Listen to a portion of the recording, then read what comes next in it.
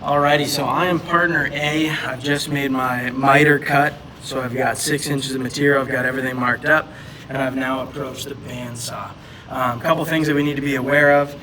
Safety attire is really essential in this one. My friendship bracelet that I am so deeply attached to should be taken off. That is something that could dangle and get caught. Same thing with this. I want to take that off.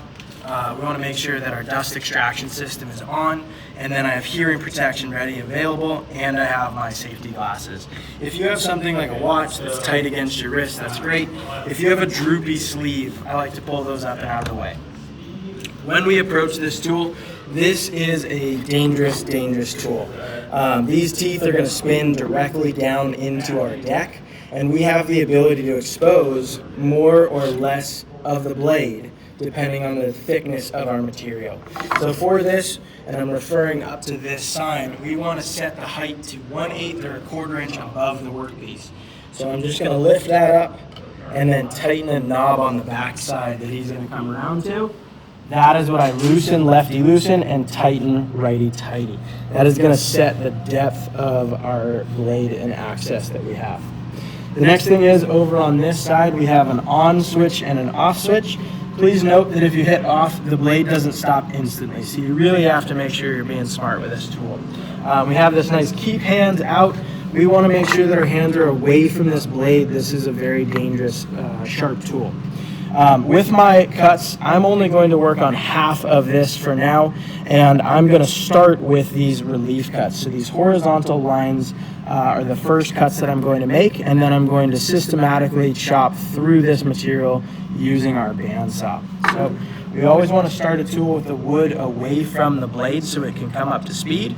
We never want to have the material against the blade because that can damage both our wood and the tool. So I'm going to start this right up.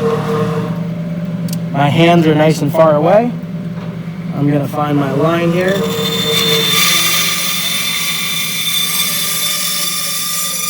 Back it out.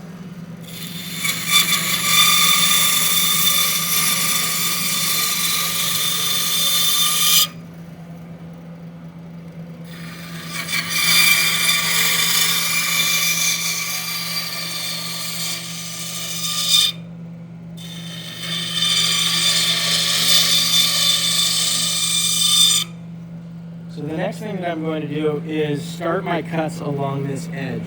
So my hand that's down here is perfectly fine as I start this. My right hand should be way over here on the outside. So I'm holding it from both corners. I'm going to enter the wood along this edge.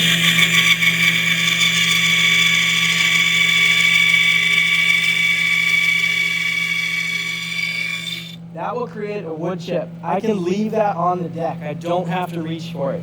If you want to get it out of the way, make sure the blade is completely stopped before accessing it.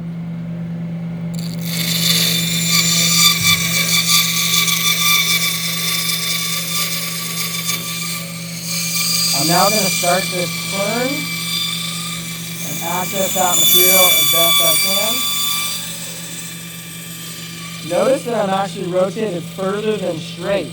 This blade can bend and wobble, so I'm trying to access the straightest line as possible. Now that my left hand is close on this, I'm going to switch my hand grip over to here. This is not good. I want to rotate to this side.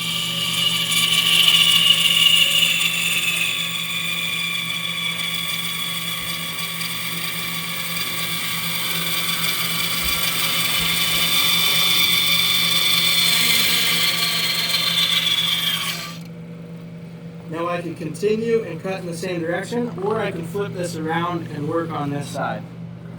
For this one, I am going to rotate to this side so that my hand is out of the way.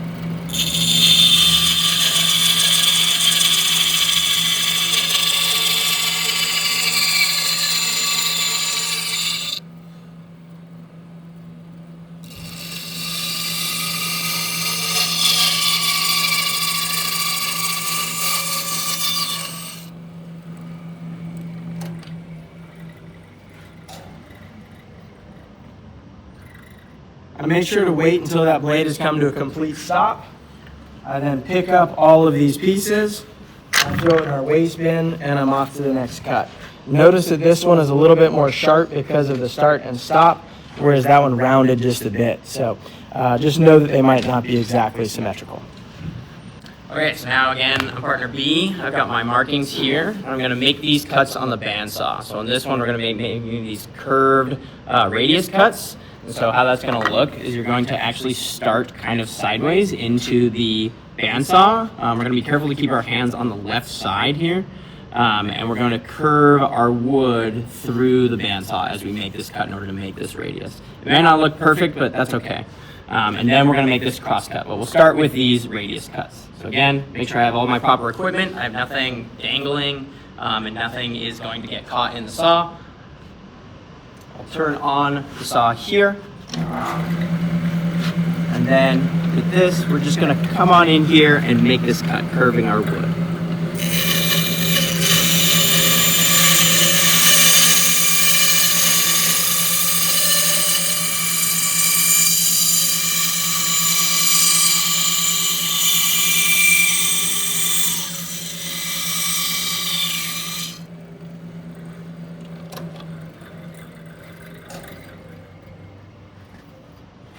So again, we might not get a perfect edge, that's okay, but we're going to make as close to our mark as we can, trying to keep close to that, and waiting for our blade to stop before we clear any of these chips out of the way.